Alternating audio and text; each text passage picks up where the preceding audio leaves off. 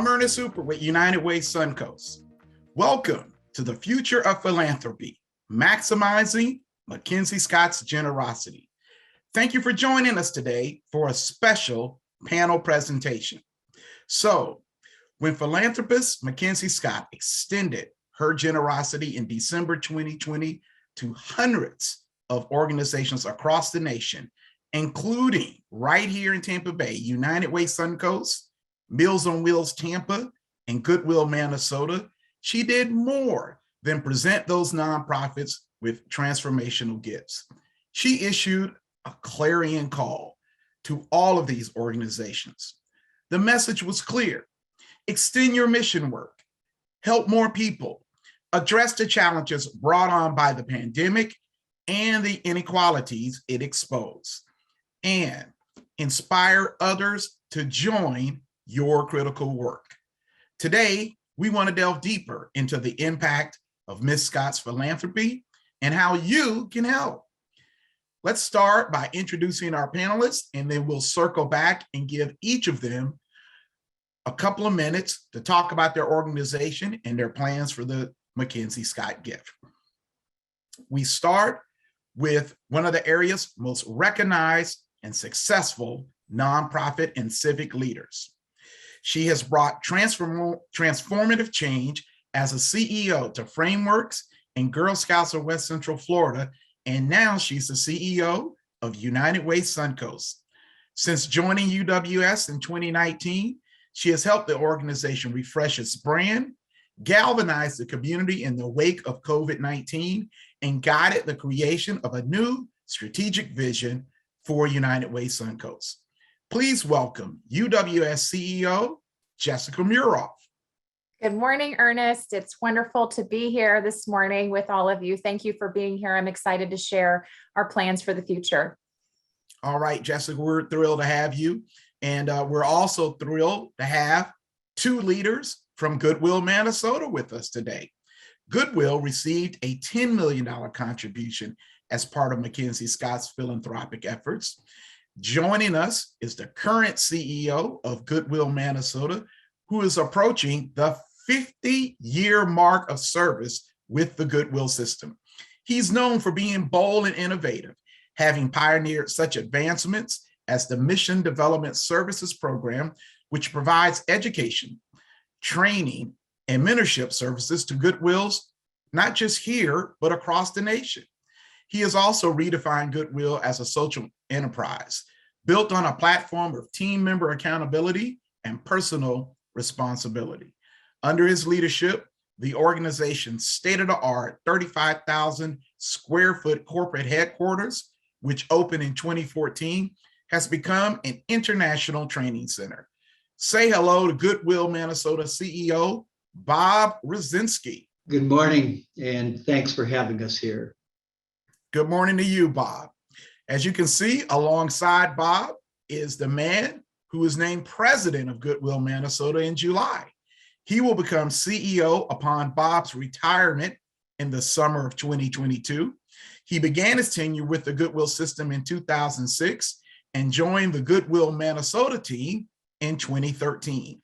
He has been instrumental in Goodwill Manasota's continued growth and success, and is well known for his passion and dedication to serving those in need. He looks forward to continuing Bob's record of service and achievement well into the future. Let's welcome Don Givens. Good morning, everyone. Thank you, Ernest. It's great to be here with you all, and we look forward to the webinar. All right, Don, glad you're here. Finally, we're thrilled to bring in Meals on Wheels of Tampa, which received a $1.5 million gift from MacKenzie Scott. Joining us is a man who has served as the executive director for Meals on Wheels of Tampa, caring for the homebound and seniors of the greater Tampa area since 2006. In addition, he is the past president of Meals on Wheels of Florida, a founding member of the Tampa Bay Network to End Hunger, and he has served on numerous community committees, networks, and boards addressing the issues of food insecurity and hunger for the disabled and elderly. Say hello to Meals on Wheels of Tampa Executive Director, Steve King. Good morning, Ernest. Thank you. And thank you to all who joined us today for this great event. All right, Steve, we're glad to have you. Congratulations to all of our organizations for guiding incredible groups that are recognized as leaders in our community and recipients of Ms. Scott's generosity. Now, we want to give each organization about 3 minutes for a big picture overview of their plans for the MacKenzie Scott funding.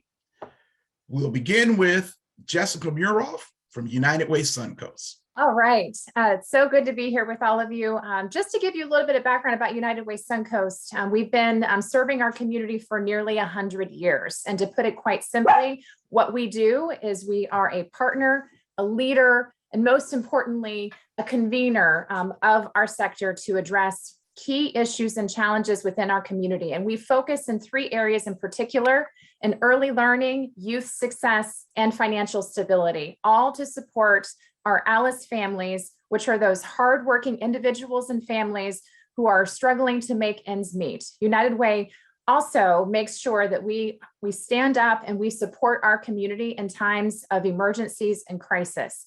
And we are thrilled to continue in our mission, and especially galvanized by the support of MacKenzie Scott. So I want to share with you really briefly, high level, what we are planning to do with these funds. And if we could bring up that chart, that would be wonderful. Thank you.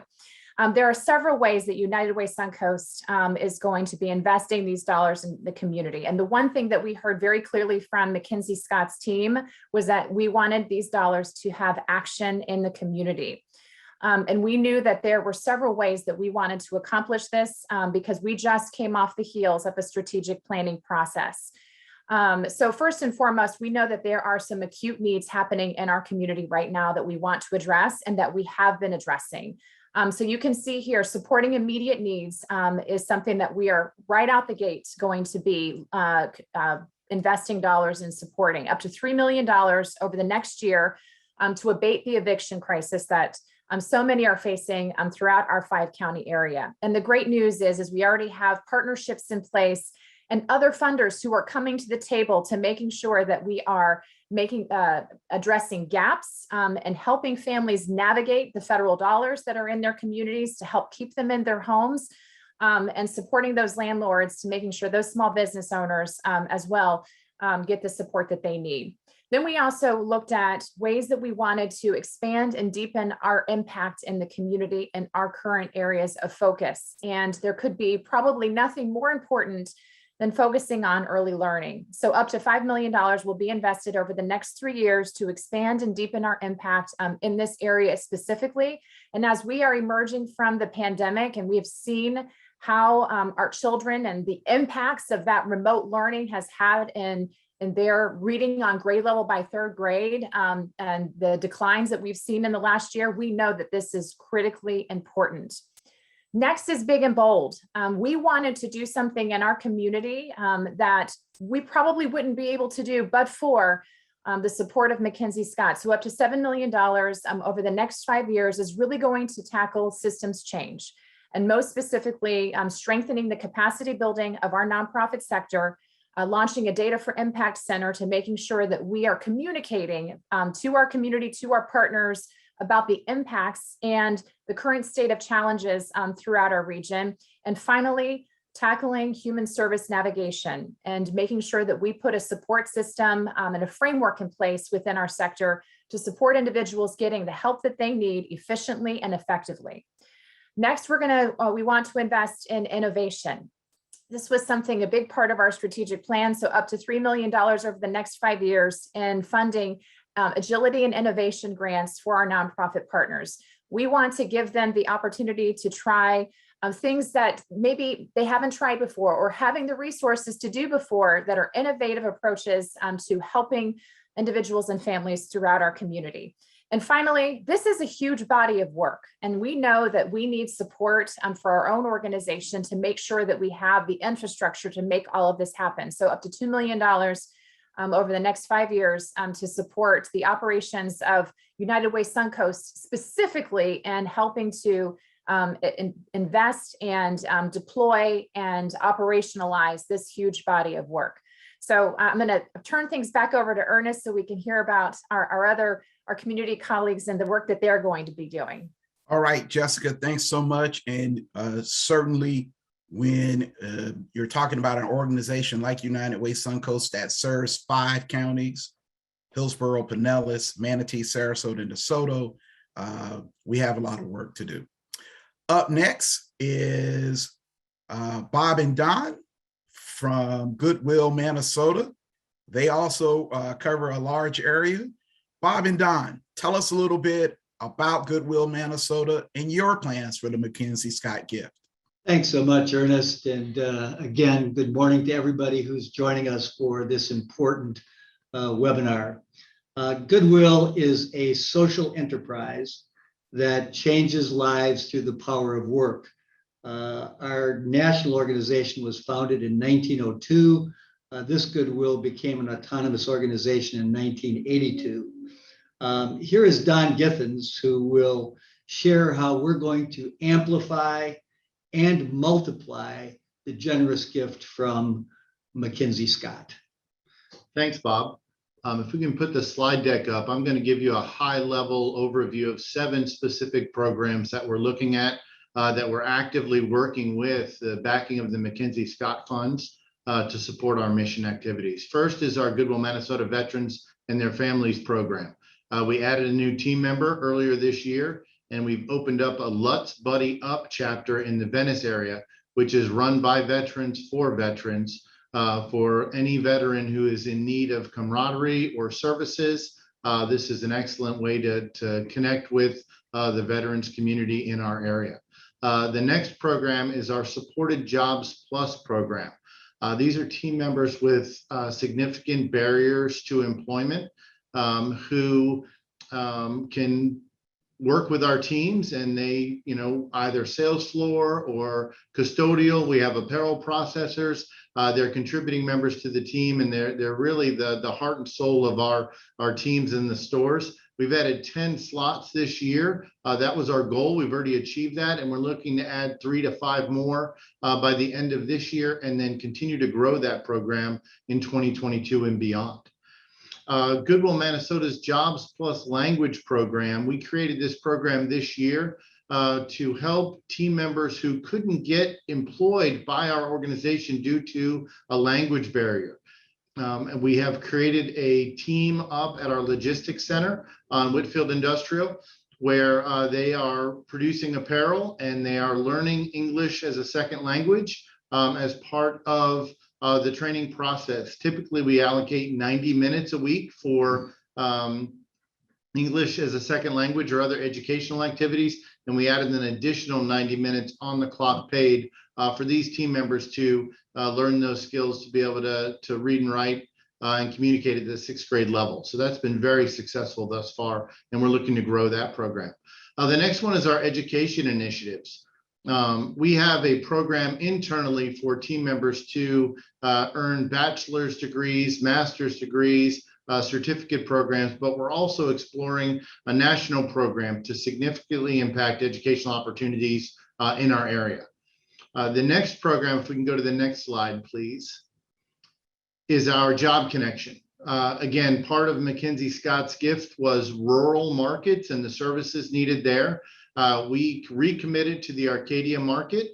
We re-signed our lease. We reopened our Job Connection, and we are having great success in that market, helping team members find employment. And we're looking to potentially use that as a platform to expand our Jobs Plus Language program. The last 2 are our mission development services. Again, we work with dozens of Goodwills across the country in enhancing and improving their mission integrated donated goods operation, as well as just organizational development as a whole. It's very exciting to see the impact when we work with these other Goodwills. And the final piece is donor acquisition expansion. We are looking to grow as our community is growing, both to the north and the east, the parish, and then the Lakewood Ranch areas, even to the south in Northport and out east there. So we are continuing to work with our partners and identify opportunities for donor acquisition activities, as well as job creation. So that's a high-level overview, and thank you for your time, Bob. Thank you so much. And Ernest, back to you. All right, Bob and Don, thank you so much. And it's so apparent why Goodwill Minnesota is a strategic community partner with United Way Suncoast. You're investing in workforce development and education, and those are certainly two of the pillars at United Way Suncoast. All right, up next, Steve King from Meals on Wheels of Tampa to tell us a little bit about their plans for the MacKenzie Scott gift. Steve. Thank you, Ernest, and certainly Jessica and Bob and Don for all you guys are doing. We are a little more focused, and we really do one thing. We care for individuals who are seniors and homebound disabled individuals challenged to prepare meals. We bring them meals and a daily visit every day from one of our caring volunteers.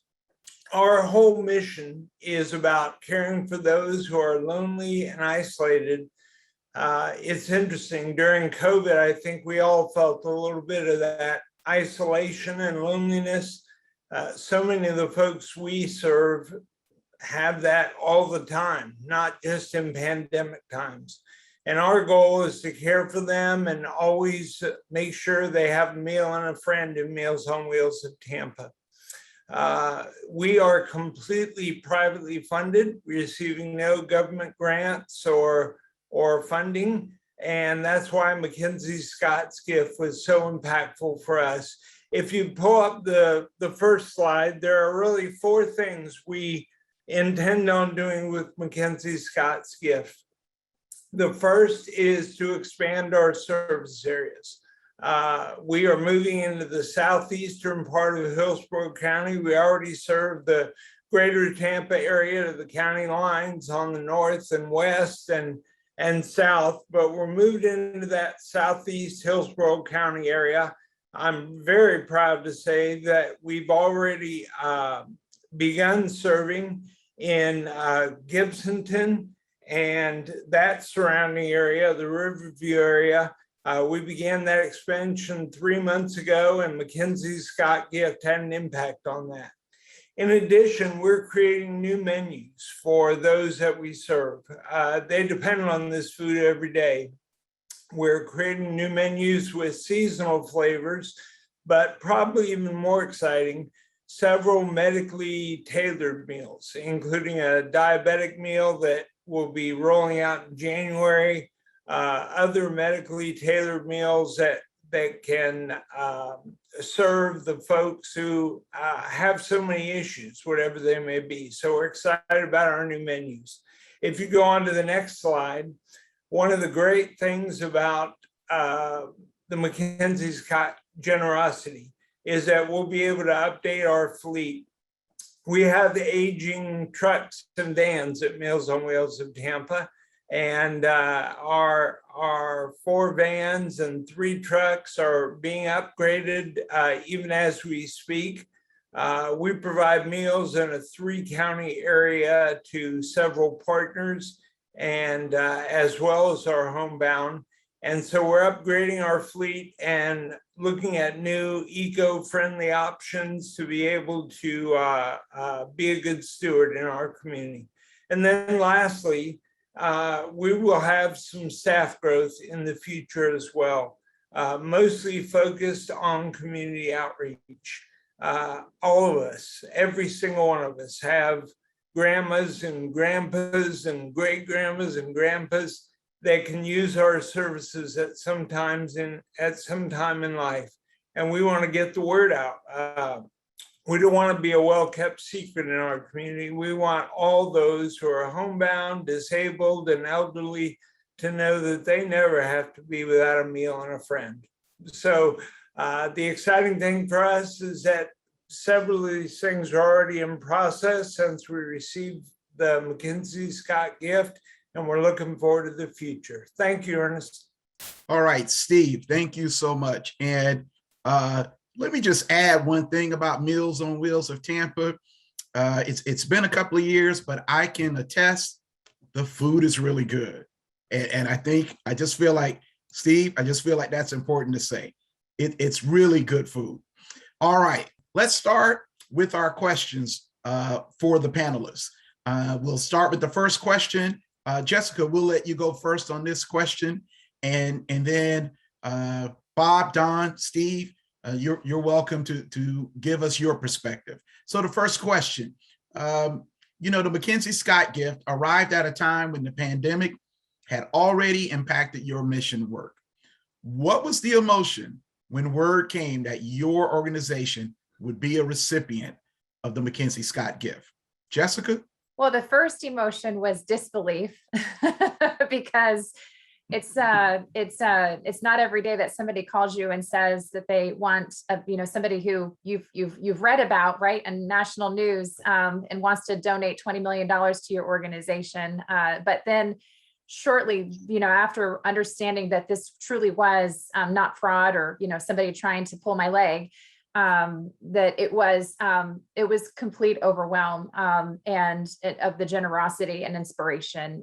It brought me to tears. I just couldn't believe that our organization would be the beneficiary of such incredible generosity. And just, as we had just, in the middle of our strategic planning process, the opportunities that this would enable us to impact our community. So it was really overwhelming emotion of just deep, deep, deep gratitude. Bob and Don, what was the reaction in your offices? I'm kind of like Jessica. My first reaction was looking around for a camera because I thought somebody was setting me up. 50 years, I have never seen anything that was done this way, that was as generous, as focused, and as easy to work with. MacKenzie Scott has become one of my heroes. We're a social enterprise. So when this came in at the end of maybe the worst year ever for most of us, there were times during 2020 where I know all three of us that are represented during this webinar were looking and going, are we going to survive? And when it really came out, to Jessica's point, that somebody really did want to give us this much money, we were grateful first. And the second thing that hit me was, what a responsibility. What a responsibility to ensure that the trust she had in us was fulfilled, and that we as service providers were going to actually create much better communities because of this. It was really a special Christmas in 2020. Steve, did you have that sense of responsibility when you found out about the gift? Absolutely, and the same emotions that all of us experience. I mean, just tremendous sense of gratefulness for what MacKenzie Scott did, and it was so easy. Like Jessica said, I wanted to make sure that it was real when it first happened. And what it did, Ernest, for us, and I'm sure for all our organizations, it allowed us to respond in this pandemic that we're going through based on the need of the community without having to worry about financial impact to the organization. We were free to feed and care for those that our mission is responsible for, and just a tremendous gift and so much generosity and thankfulness for that gift. All right, thanks, Steve. So I know Ms. Scott and her team did not issue these grants without doing their due diligence. How much does this gift validate not only your work, but your track record for being good financial stewards of donations? Bob and Don, let's start with you on this question. Yeah, Ernest, that really is a great question. And trust me, we've got 153 Goodwills in our Goodwill network. About 45 plus received money. So there was a lot of questions about how the selections were made. Nobody knows. We do know that they really went and studied each one of us very, very deeply and did their due diligence. But this Goodwill is one of the most innovative social enterprises in the Goodwill network. And I'll give you a couple of examples of that. We are a donor-based system. And this Goodwill changed the orientation that Goodwills had towards what business they were in. Donations are what drives us.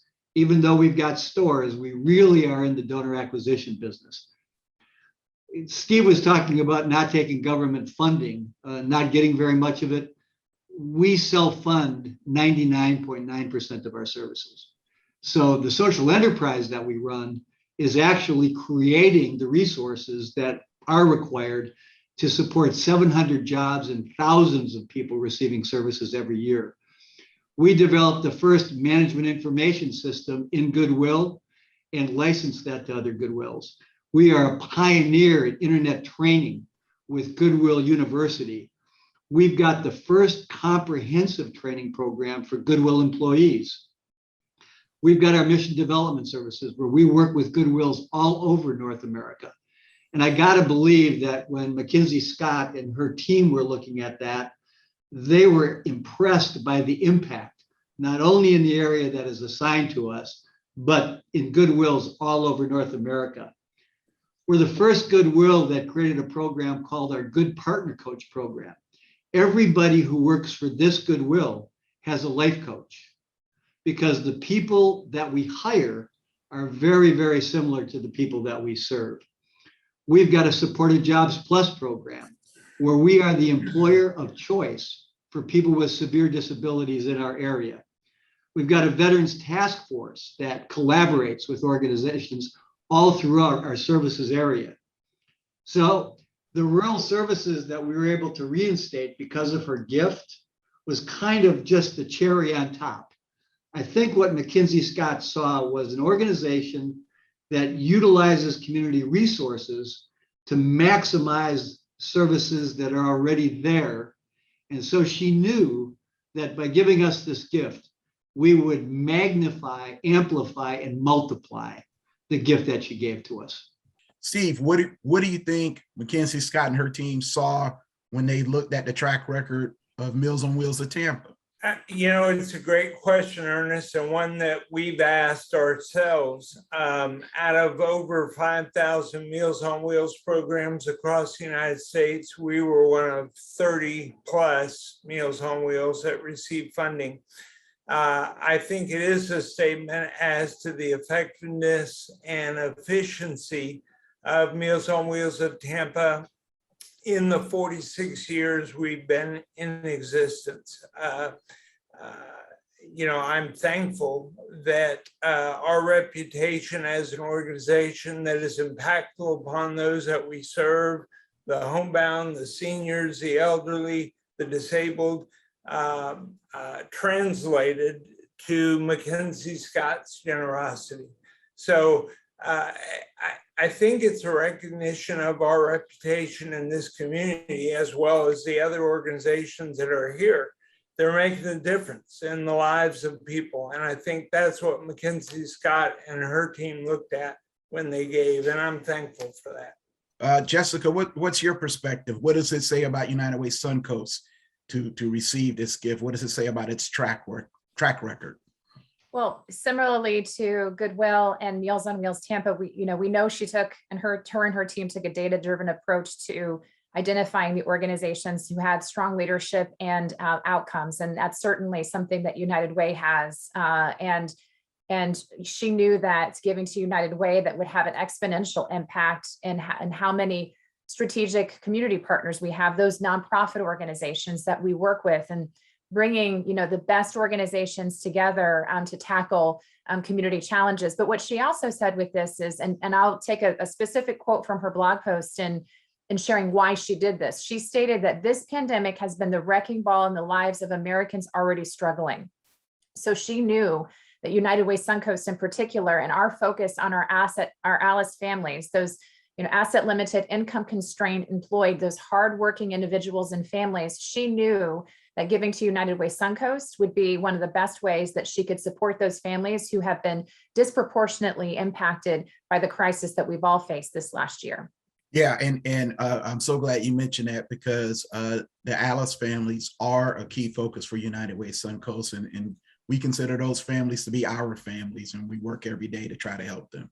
So let me ask, I know largely these gifts were unrestricted, but I'm sure there were some parameters you had to meet in terms of how you use the gift. Let's start with you, Steve. What were some of the parameters put in place on how you could use this gift from MacKenzie Scott? Well, you know, Ernest, that was, I'm assuming it's true for the rest as well, but that's what was so incredible about this gift. There were very, very few parameters on or restrictions on how you could use the gift. It was given to the organization and say, go and make a difference. And we do have to report back annually in a short report, but there wasn't all the hoops to jump through that you might normally expect with a gift that size. So very little limitations into how you could use a gift. It was all about just take it and impact lives. Was that the same for you, Jessica? Yes, and so yeah, she did not provide any specific restrictions, but for us, you know, we convened a task force to help us make these decisions, and we outlined some must-haves in helping guide our decision. Number one was radical transparency. This is a community gift, and we want to make sure our community knows exactly how these dollars are being invested in our community to help those Alice families and really galvanize our work. It had to also be impactful to all 5 counties that we serve. We wanted to make sure that we were leveraging the gift for the long-term and measurable and measured impact. We wanted to make sure that we were embedding promising practices and sharing what we are learning as we are going. We also wanted to be sure that we were strengthening our partnerships with our nonprofit partners and also other area funders and other United Ways. And last but certainly not least is, you know, honoring the donor and the intention that she had and the spirit for which she gave so generously. So Bob and Don, largely unrestricted, but did you set parameters for yourself and how you wanted to spend these dollars? Yeah, it goes back to what everybody said already. One of the things I was so impressed with was she identified organizations that she felt would do a good job and asked us to go do it. Our staff met with our board of directors and an advisory council to look at how we could best utilize the funds that were given to us. We looked at what would the immediate impact be in the context of our current strategic plan, because we've got a 3-year plan that we are working on all the time. And we took the several of the strategic initiatives we had, and Don presented those as part of the presentation at the beginning. The intermediate impact is covered both in what Don said and the expansion of programs that were identified in the strategic plan, but that have now been added to the strategic plan. And those are things like, can we do something to impact the homeless problem in our area? Can we do something like the Excel Center, which is a Goodwill program nationally to create broader access to education for individuals who are struggling with a lack of a high school degree? Long range, our plan is to use the gift to grow the gift. We want to make this the gift that keeps on giving. We are a social enterprise. The donations of gently used items that we get every day allow us to create an environment that we try to make money and really have to make money each year. We're going to continuously reinvest some of the profits from our social enterprise to not only utilize the gift that was given to us, but to ensure that it grows so that the gift of today will be a larger gift for tomorrow, ensuring that those services are going to be available for our communities for a long time to come. That's why we keep using the word transformational, Bob, it's because that's what we're looking to do. So for our next question, let me just say, there is a reason you guys are leading organizations, and I'm not leading an organization. Because when I get a windfall, the first thing I want to do, head to the mall, head to the Goodwill store, Bob, and blow some dough, book a trip, spend. You guys are smarter than that. But in designing your plans, how important was it to balance between short-term gains and long-term impact? I mean, surely you were like tempted just to address those immediate needs, but you, as Bob just referenced, you had to make it transformational. You had to make sure it would be impactful. Jessica, let's start with you. How did you balance between short-term gains and long-term impact? So really, we really focused on three things. When we came into this, first off, and I see this question in the chat, there was no time parameters that we were given for investing these dollars or allocating them or utilizing them. So it really was up to us. And as we were taking a look at our community needs and what we had laid out in our strategic plan, what we heard from so many of our partners and individuals that we serve across our region, we knew that we had to balance both the short term and the long term, because so many are still struggling, especially as we are emerging from just the really, just so difficult 2 years that we've all been experiencing in this pandemic. So we knew we needed to address immediate needs, but in a focused way that wasn't replicating the services and support either being provided by our federal government or other partners, with something to really help gain access to those supports and strengthen the ability for individuals throughout our region to get the support they needed in those immediate needs related to keeping them in their homes, which is, really important for us. But then we looked long-term, right? We wanted to look at how could we do something to strengthen our nonprofit ecosystem, and something that we could do that, again, but if it weren't for MacKenzie Scott's generosity, we wouldn't be able to tackle, because we serve 5 counties here in West Central Florida. And while $20 million is an incredibly generous and an amazing gift, when you look at the areas of early learning, youth success, and financial stability, and the size of the region that we serve, it's a drop in the bucket when it comes to really tackling deeply all of that big work. So to Bob's point, we wanted to leverage this gift and have this gift create that systems change and support that would have impacts for years to come, and ways that we could invest these dollars that would bring other partners to the table, not just replicating our annual work, but going above and beyond that. Yeah, Bob and Don, short-term gains versus long-term impact. Did you have to pull back on the reins a little bit when you first got the gift and curb your enthusiasm, if you will? Well, like Bob said, we were very intentional in how we approached the entire topic, engaging our board and then the advisory council. As a social enterprise, we need to ensure the long-term viability of our organization to provide services to both our team members and the community. And our board has a strategic orientation.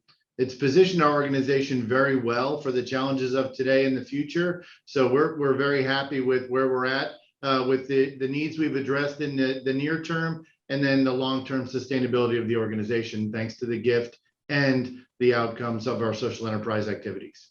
Steve, did you jump up and say steak for everyone when you got this gift? Did you have to settle down a little bit? No, we didn't do anything like that, but certainly we celebrated. And there is both a short-term and a long-term aspect to this. The short term, as Jessica was talking about in these difficult couple of years, is to take care of folks now. But we also wanted to make sure Meals on Wheels would have a presence and impact the lives of homebound and seniors for decades to come. We have an aging society, and we all know the issues that confront our country in terms of Social Security and other aspects. We want to be here for those who are aging and for those who need just a little help to remain independent and living in their homes. So certainly there was both the short-term and long-term approach to make sure that we're set up for the next couple of decades to continue to fulfill the mission this community has entrusted us with. All right, that's great. Okay, for this next question, we'll start with Bob and Don.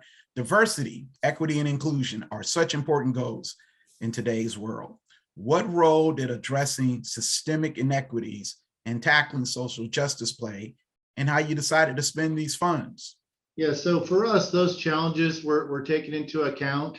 Our focus is on rural services and helping address the language barriers for people looking for employment who are traditionally, tied to either housekeeping, custodial, landscaping jobs. We look to upskill our team members, and we feel that Jobs Plus Language can help us do that for that program, as well as our rural services out in Arcadia. So we're looking to do some additional expansion of those services to really continue to push that forward in that upskilling of team members and breaking down those barriers. Yeah, and Steve, we know that food insecurity doesn't discriminate. It's Absolutely. across the board. What role did DEI play in how you decided to spend your funds? Let me answer that in two ways, Ernest. In terms of our mission, I'm not sure that we did anything different than we currently do. We have a very diverse population that we serve. We have a diverse population of volunteers and donors who make our mission happen, and staff as well.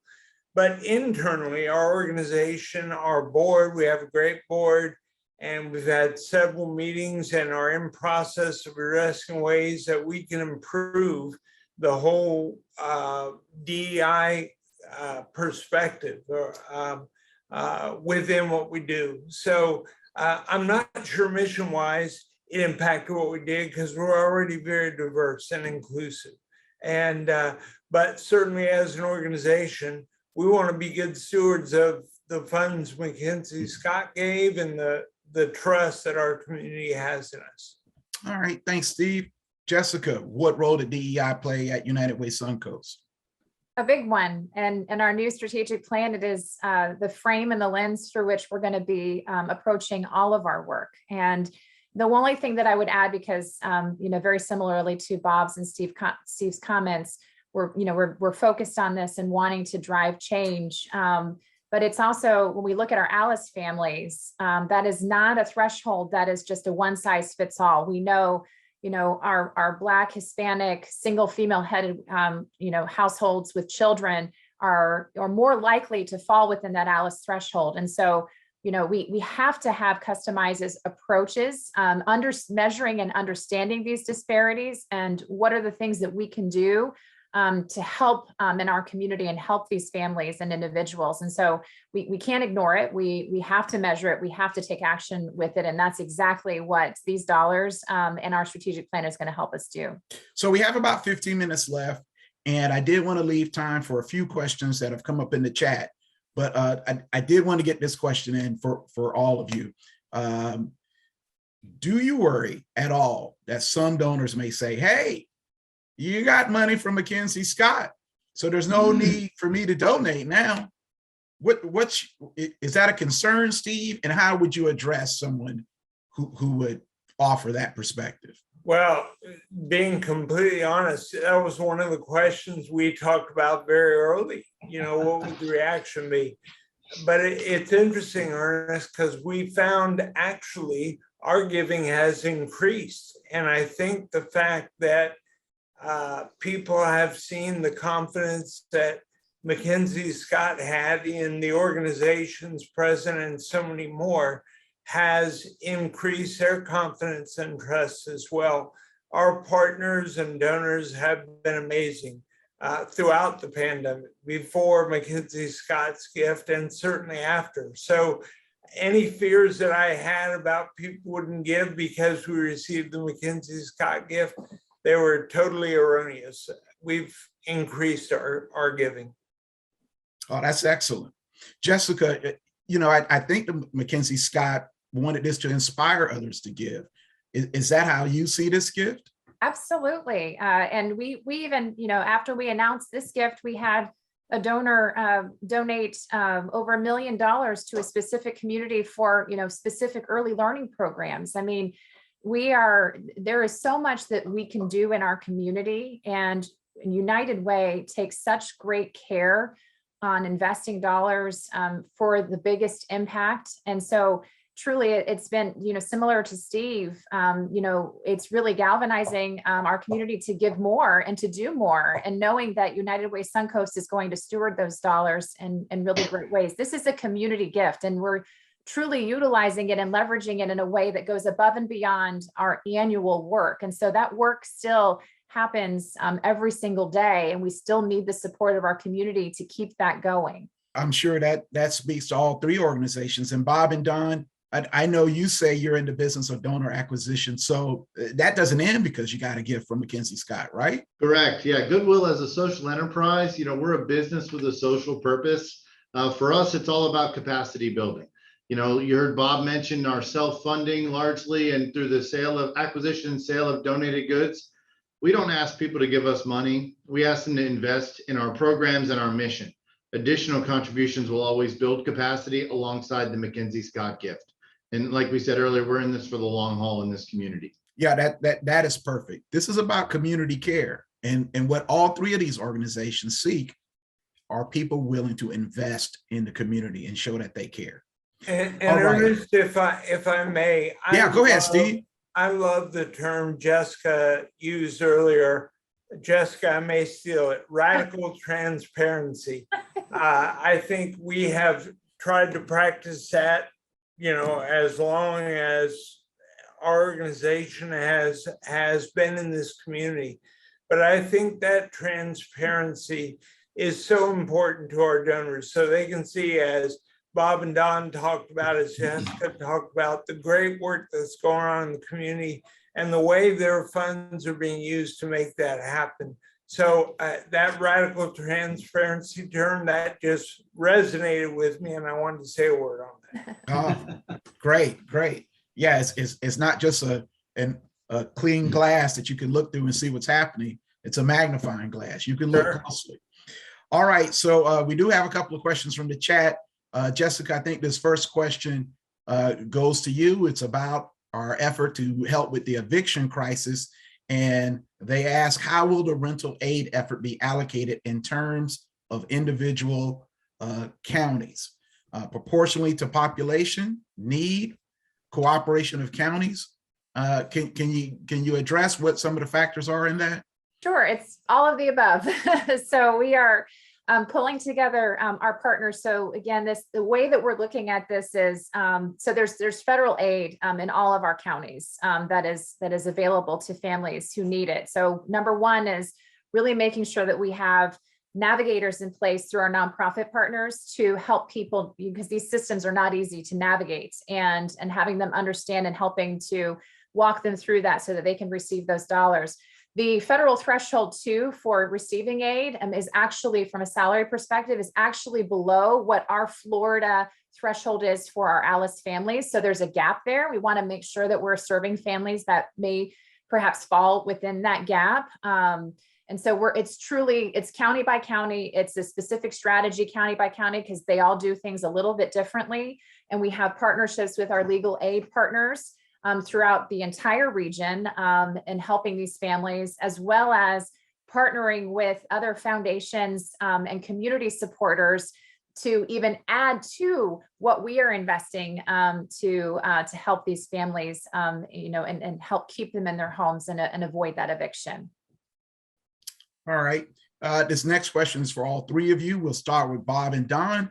What can we do to help move the needle at all three of these organizations? And we talk about donations and giving of your treasure, but I know time and talent are also important to all three organizations. Bob and Don, what can folks out there do to move the needle at Goodwill Manasota? Well, I think the question really is for the panel and our communities. And what we can do is two things immediately. One, we have got to do a better job at impacting public policy. Much of the public policy of the last 20 years has done no favors for the people that we serve, and has created some of the circumstances that we are currently having to face. Secondly, we can ensure that we are always collaborating, never duplicating. And what I love about the panelists and a lot of the people who are watching us this morning is we've got incredible organizations in this community that do a great job every day at fulfilling not only their mission, but supporting the missions of the other organizations that we've got here.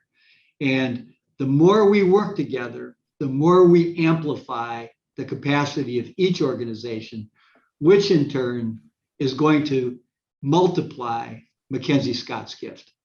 Steve, what do you think? How can we move the needle at Meals on Wheels? And another question that just popped up in the chat, you're expanding your services. Does that mean you need more volunteers to deliver meals? We always need more volunteers. We have, I don't know the exact number, but over 1,000 volunteers who serve our organization and bring meals to people in need.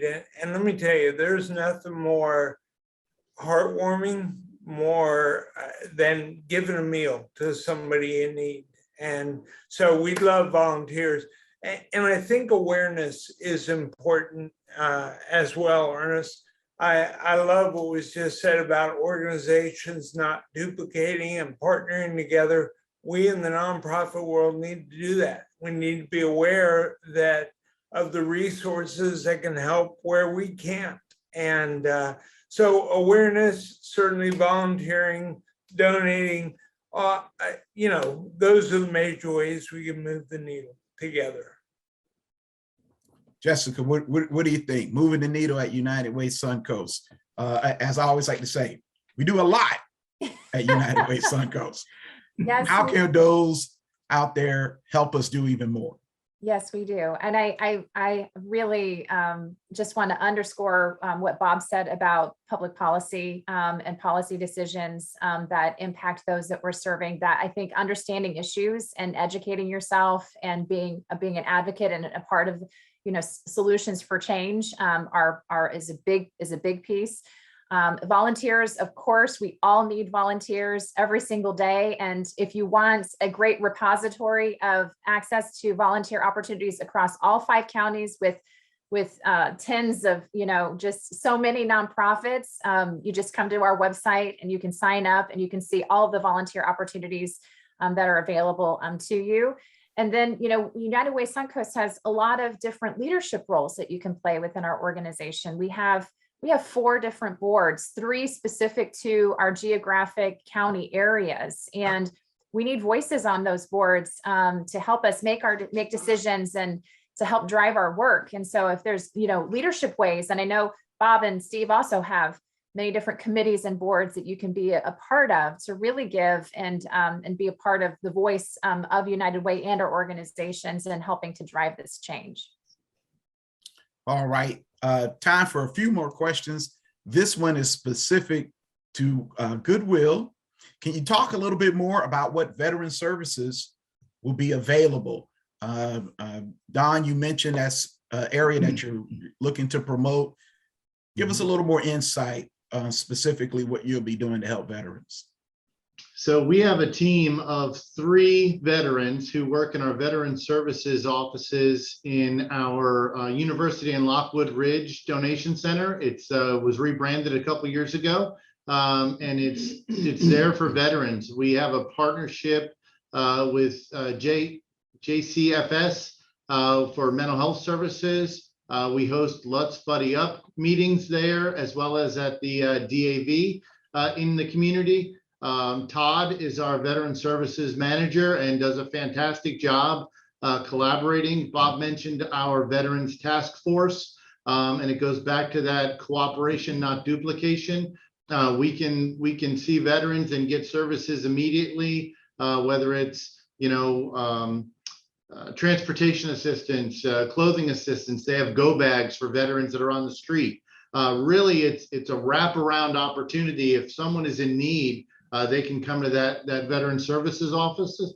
And if anyone knows a veteran in need, you can go to our website, experiencegoodwill.org, and click veteran services. And there's a lot more information on how to connect with that program.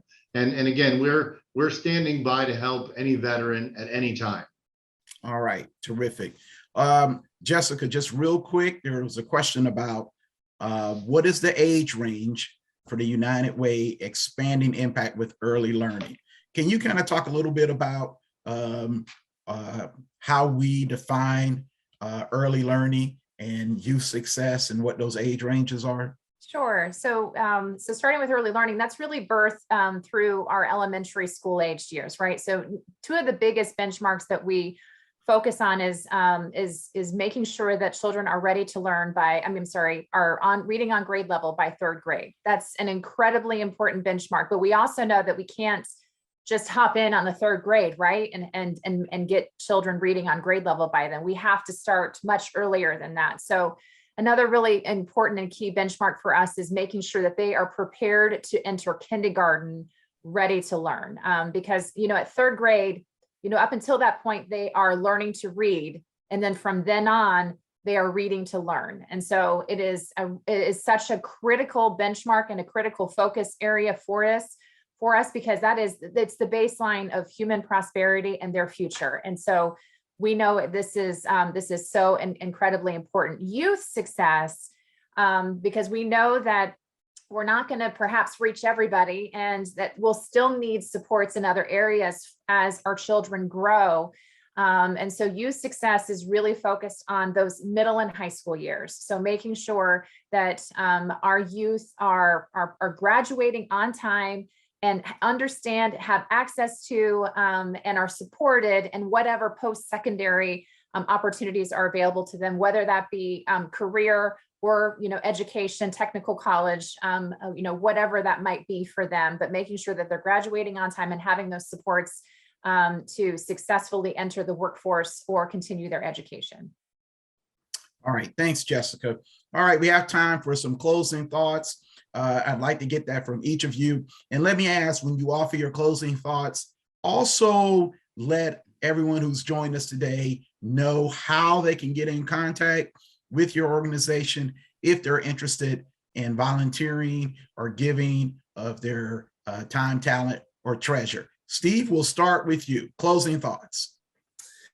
Well, my closing thoughts are just thank you to the community that joined us here, to the great leaders that are on this webinar. It takes a village to care for someone. And we're very good about providing food and friendship for those who are isolated and alone. But we can't do a lot of the other things that Bob and Don and Jessica have talked about. And I'm thankful for their leadership and what they do. And I can see why MacKenzie Scott would invest in them. So just a word of thanks to this entire community for the great support you continue to give all of us that enable us to make a difference in the lives of the people we serve. Thank you. And Steve, where can we go if we want to help? Oh, yes. MOWtampa.org, MOWtampa.org. We would love to see you come and see our new facility. We have a great new kitchen and love to have you come. So that's MOWtampa.org. All right, great. Bob and Don, some closing thoughts, please. First of all, thank you to United Way Suncoast and to the panelists. This has been a great exercise and a wonderful celebration of MacKenzie Scott's gift. Secondly, I hope everybody that has joined us this morning understands the power of collaboration. We need your support in every way possible to ensure we maximize this. And with that, I will turn it over to Don. Yeah, so just to echo what Bob said, we really appreciate the time with everyone here today.